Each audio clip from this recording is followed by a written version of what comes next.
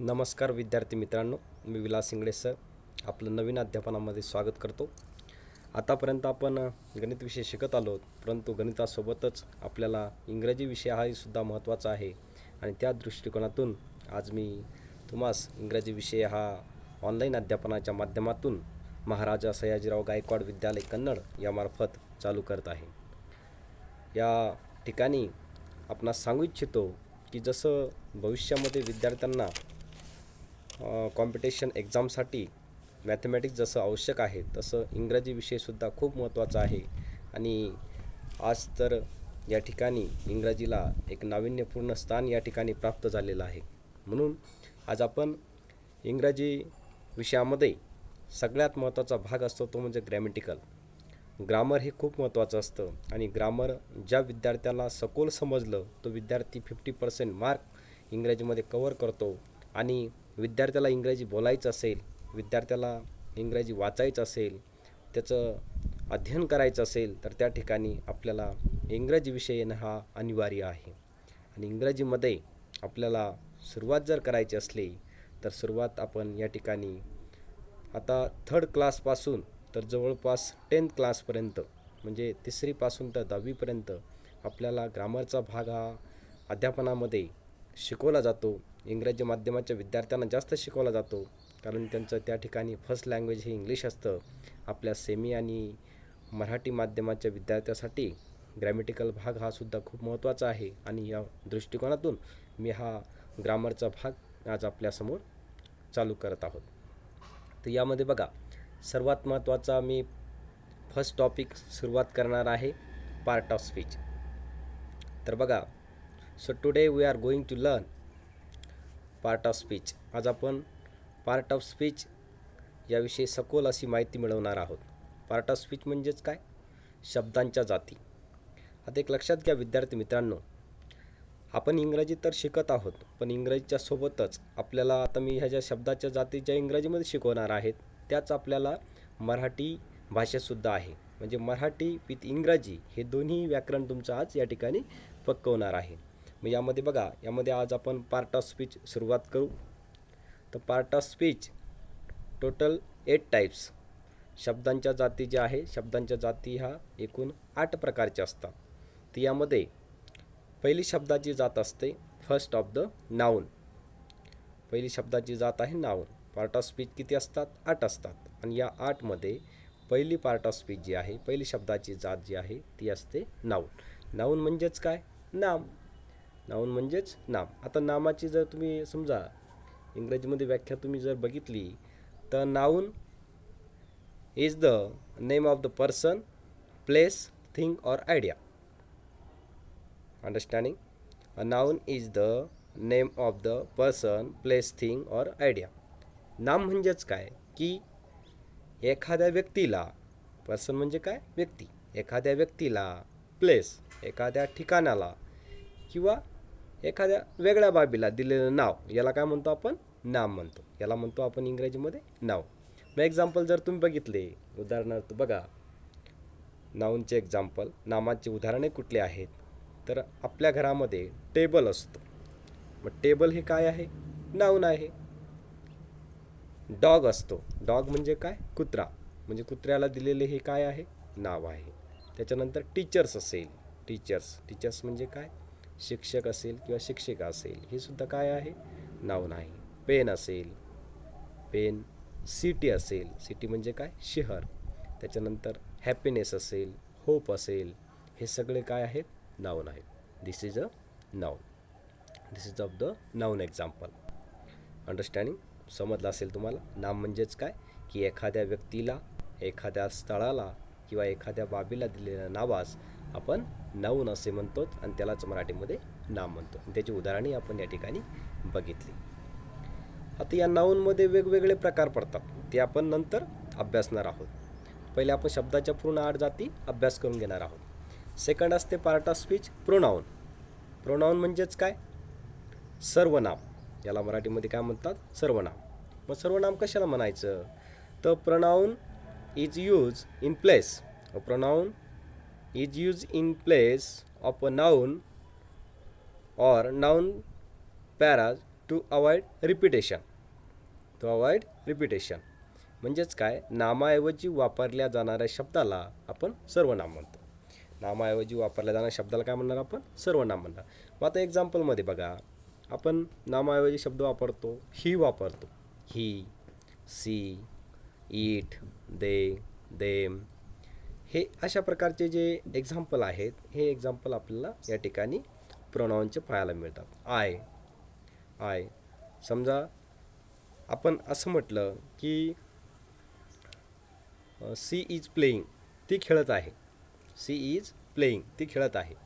मग यामध्ये आपण जर एखाद्या मुलीचं नाव घेऊन म्हटलं, समजा आपण म्हटलं भक्ती इज प्लेईंग, भक्ती खेळत आहे.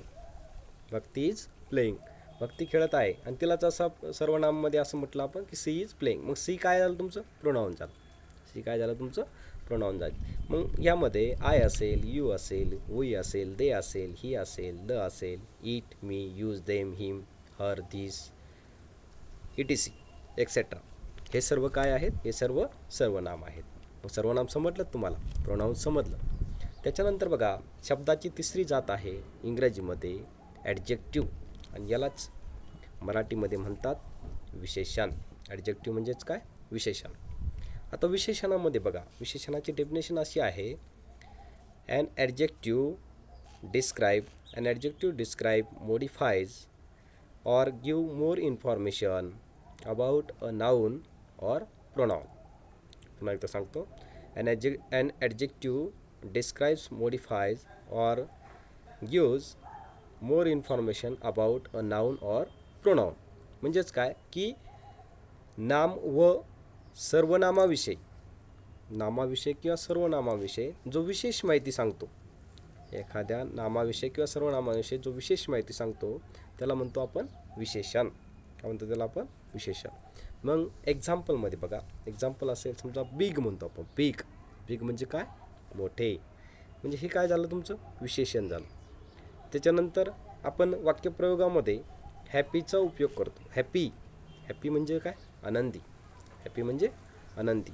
त्याच्यानंतर ग्रीन असेल, एखाद्या समजा एखाद्या वस्तूला दिलेली उपमा, ग्रीन म्हणजे काय, हिरवेगार आपण ज्याला म्हणतो. तर मग हे तुमचं ॲडजेक्टिव्ह आहे.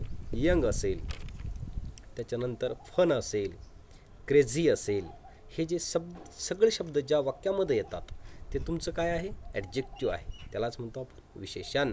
विशेषण इज द डिस्क्राईब वर्ड. विशेषण इज द डिस्क्राईब वर्ड. म्हणजे यामध्ये विशेषण जे आहे, विशेषण अशा प्रकारचे असतं. आता समजा एक्झाम्पल आपण बघितलं की the little girl had a pink hat. The little girl had a pink hat. One number example. Second number example, Shivaji was the great king. Shivaji was the great king. मग या वाक्यामध्ये adjective कुठला आहे, great आहे. कुठला आहे, great. Shivaji कसे राजे होते, महान राजे होते. म्हणजे ग्रेटनी काय केलं, ग्रेटनी नामाबद्दल विशेष माहिती सांगितली. ग्रेटने काय केली, नामाबद्दल विशेष माहिती सांगितली. म्हणजे हे झालं तुमचं या ठिकाणी ॲडजेक्टिव्ह. त्याच्यानंतर जाऊयात आपण पुढं वर्ब म्हणजे काय, क्रियापद. मग क्रियापद सर्वांना माहिती आहे की क्रियापदामध्ये आपल्याला जर याला म्हटलं तर याला आपण शॉर्टकटमध्ये ॲक्शन वर्ड म्हणतो. काय म्हणतो आपण याला, ॲक्शन वर्ड. आणि त्यालाच मराठीमध्ये म्हणतात क्रियापद. म्हणजेच काय, वर्ब म्हणजेच काय तुमचं क्रियापद. मग वर्बची डेफिनेशन अशी आहे, verb shows on action or state of being a verb shows without someone or something is doing.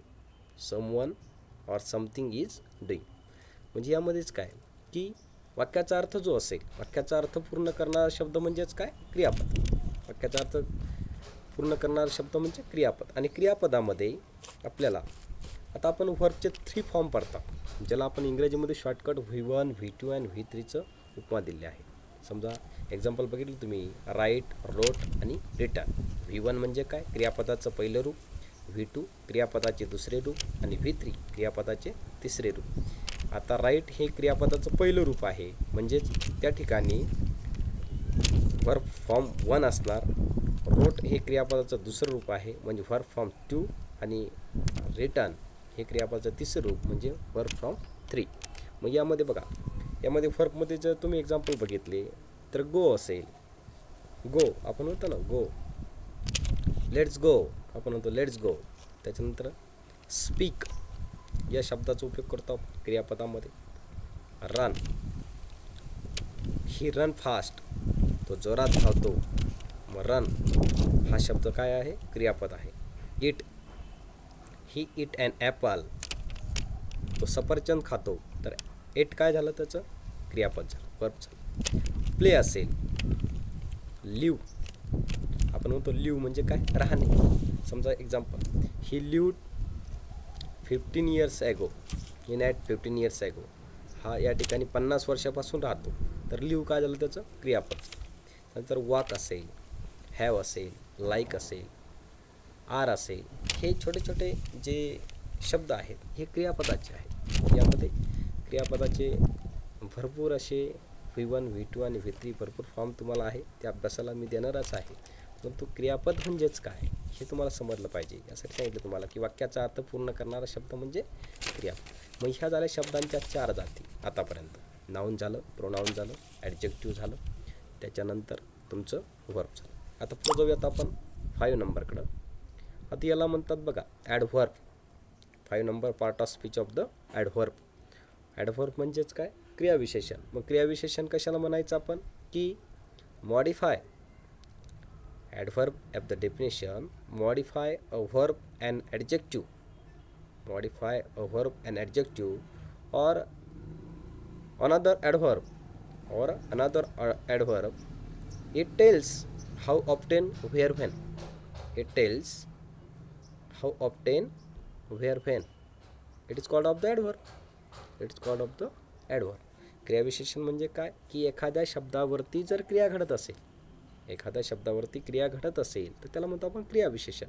एक्झाम्पलमध्ये बघा, स्लोली आपण यूज करतो वाक्यामध्ये शब्दाचा. स्लोली, व्हेरी, ऑलवेज, वेल,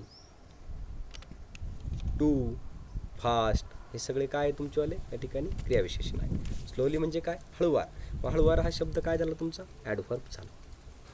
व्हेरी, खूप, हा सुद्धा तुमचा ॲडव्हर्ब झाला. ऑलवेज, नेहमी, I am always with you, मी तुझ्या नेहमी सोबत आहे, म्हणजे काय झाला, ऑलवेज हा तुमचा ॲडव्हर्ब झाला. वेल, टू, फास्ट. आता फास्टमध्ये तुम्हाला आत्ताच एक्झाम्पल सांगितलं. समजा ही रन फास्ट, तो जोरात धावतो, तो जोरात धावतो. मग धावण्याची क्रिया कुठे झाली, कोणत्या शब्दावर घडली, की या ठिकाणी फास्ट. कसा धावतो, तो जोरात धावतो, म्हणजे फास्टवरती क्रिया घडल्या गेली, म्हणजे याला म्हणतो आपण क्रियाविशेषण. मराठीमध्ये एक छान उदाहरण आहे की ज्यामध्ये आपण म्हणतो की क्रिया कुठल्या शब्दावर धरल्या गेली. मराठीमध्ये असं उदाहरण आहे, धांदरट धनंजय धावतानी धपकन पडला. धांदरट धनंजय धावतानी धपकन पडला. मग क्रिया कुठल्या शब्दावर घडली, धपकन. कुठल्या शब्दावर घडली, धपकन. कसा पडला, तो धावतानी धपकन पडला, म्हणजे क्रिया त्या शब्दावर घडल्या गेली, तर याला म्हणतो आपण ॲडव्हर्ब, म्हणजे यालाच म्हणतो आपण क्रियाविशेषण. मग यामध्ये समजा एक्झाम्पल, अजून एक्झाम्पल जर तुम्हाला सांगायचं ठरलं तर समजा, yesterday I at my lunch quickly. Yesterday I at my lunch quickly, काल माझं जेवण लवकर झालं होतं. म्हणजे या ठिकाणी हे अशा प्रकारचे एक्झाम्पल जे आहे हे क्रियाविशेषणचे असतात. त्याच्यानंतर पुढे जाऊयात आपण प्रिपोजिशनकडे. प्रिपोजिशन म्हणजे काय, शब्दयोगी अवयव. आता शब्दयोगी अवयव कसे असतात, की याचे डेफिनेशन जर बघितलं तुम्ही इंग्लिशमध्ये, तर shows the relationship, shows the relationship of a noun और pronoun to another word. Shows the relationship of a noun और प्रोनाउन टू अनदर वर्ड. म्हणजे शब्दयोगी अवयव म्हणजेच काय, की या ठिकाणी show the relationship of noun on pronoun, नामाला आणि सर्वनामाला जे शब्द या ठिकाणी जोडल्या जातात, यांच्या म्हणजे यांच्या विरुद्ध बाजूला जे जोडल्या जातात त्याला म्हणतो आपण शब्दयोग. मग हे जे शब्द जोडून आलेले असतात, यामध्ये ॲट असेल, एक्झाम्पल बघा, at, on, in, from, with. त्याच्यानंतर आपण म्हणतो जवळपास अबाउट. हे शब्द जे आहेत हे शब्द तुमचे सगळे शब्दयोगी अवयवाचे आहे. मग शब्दयोगी अवयव मराठीमध्ये या ठिकाणी आपण त्याला म्हणतो बघा, ॲट, ऑन म्हणजे काय, वरती, इन खाली, फ्रॉम म्हणजे जवळपास समजा, विथ सोबत, अबाउट आसपास, म्हणजे हे सगळे शब्द तुमचे काय आहे, शब्दयोगी अवयव आहेत. मग शब्दयोगी अवयव समजलं असेल तुम्हाला, प्रिपोजिशन. त्याच्यानंतर जाऊयात आपण पुढच्या पार्ट ऑफ स्पीचकडं, कंजक्शन. कंजक्शन म्हणजेच काय, उभयान्वयी अवयव, याला मराठीमध्ये म्हणतात उभयान्वयी अवयव. उभयान्वयी अवयव हे दोन या ठिकाणी काय करतात, दोन वाक्यांना जोडून येणारा शब्द म्हणजे तुमचा उभयान्वयी अवयव असतो. याच्यामध्ये इंग्लिशमध्ये जर डेफिनेशन बघितलं तुम्ही, तर join two words ideas paras together and shows how they are connected. म्हणजे दोन वाक्यांना जोडणारा शब्द, याला काय म्हणतो आपण, उभयान्वयी अवयव. त्याच्यामध्ये अँड या शब्दाचा आपण जास्तीत जास्त उपयोग करतो. अँड, ऑरचा उपयोग करतो, बटचा उपयोग करतो, बिकॉजचा उपयोग करतो. त्याच्यानंतर एट म्हणजे YET, एटचा उपयोग करतो. आणि सो म्हणतो आपण, सो. तर हे सगळे काय आहेत, हे सगळे तुमचे उभयान्वयी अवयव आहेत. तर उभयान्वयी अवयवामध्ये मराठीमध्ये बघा, मराठीमध्ये एक छानसं उदाहरण दिलं आहे, मरावे परी कीर्तिरूपी उरावे. मरावे परी कीर्तिरूपी उरावे, हे सुद्धा तुमचं उभयान्वयी अवयवाचं एक्झाम्पल आहे.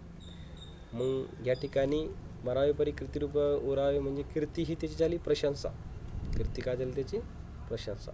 म्हणजे अशा प्रकारचे जे उदाहरण आहेत, अशा प्रकारचे उदाहरण आपल्याला कंजक्शनमध्ये उभयान्वयी अवयवामध्ये दिले जातात. आणि शेवटची पार्ट ऑफ स्पीच आहे आता इंटरजेक्शन, 8 नंबरची. बघा, पहिली शिकवली मी नाऊन, 2 नंबर शिकवली pronoun, 3rd number adjective, 4 number verb, 5 number adverb, 6 number preposition, 7 number conjunction आणि 8 नंबर शिकायचं आपलं आता इंटरजेक्शन. इंटरजेक्शन म्हणजेच काय, केवळ प्रयोगी अवयव. मग केवळ प्रयोगीमध्ये बघा, एखादी सुखद घटना असेल, म्हणजे एखादी दुःखद घटना असेल, या सगळ्या घटनेचा समावेश यामध्ये इंटरजेक्शनमध्ये येतो. मग यामध्ये आपण जर बघितलं एक्झाम्पलमध्ये, आपण ओहो म्हणतो, ओहो म्हणजे काय, या ठिकाणी आपण त्या ठिकाणी प्रयोग दर्शवतो, केवळ प्रयोगी अवयव. त्याच्यानंतर आपण म्हणतो वाव, एखादी वस्तू जर सुंदर असेल, ब्युटिफुल असेल, त्याला म्हणतो आपण वाव. हे एक्झाम्पलसुद्धा काय आहे, आपलं इंटरजेक्शन आहे. त्याच्यानंतर मुली बघा, मुली जास्त करून या शब्दाचा उपयोग करतात, औच. काय म्हणतात, औच म्हणजेच काय, की यामध्ये एखादी भावना त्यांच्या मनामध्ये दडलेली असते आणि ती भावना त्या ठिकाणी ते प्रकट करतात. म्हणजे हे सर्व एक्झाम्पल जे आहे, हे सर्व एक्झाम्पल तुमचे प्रिपोजिशनचे आहे. तर बघा विद्यार्थी मित्रांनो, आज आपण ग्रॅमॅटिकलमध्ये पार्ट ऑफ स्पीच, शब्दांच्या जाती, याचा सखोल असा अभ्यास केलात. मग आता हे सर्व या ठिकाणी मी तुम्हाला पार्ट ऑफ स्पीच व्हॉट्सअपच्या माध्यमातून आपल्या शाळेच्या ग्रुपला पाठवणार आहेत. हे सर्व याच्या डेफिनेशन असेल, ह्याचे एक्झाम्पल असेल, ते तुम्ही लिहायचे आहे व हे सर्व पाठांतर करायचं आहे. आणि या ठिकाणी आज आपण खऱ्या अर्थाने इंग्रजी ग्रामरला सुरुवात केलेली आहे. आणि याच्यामध्ये पहिला टॉपिक आज आपण बघितला, पार्ट ऑफ स्पीच, जो वर्ग 3री ते 10वीच्या विद्यार्थ्यांना अभ्यासामध्ये अतिशय महत्त्वाचा असतो. आणि हा पार्ट ऑफ स्पीच घटक आपण चांगल्या पद्धतीने या व्हिडिओच्या माध्यमातून अभ्यासाचा आहे. आणि या ठिकाणी सखोल असा अभ्यास करून आपलं ग्रामर आपण या ठिकाणी परिपक्व करायचं आहे. जय हिंद, जय महाराष्ट्र.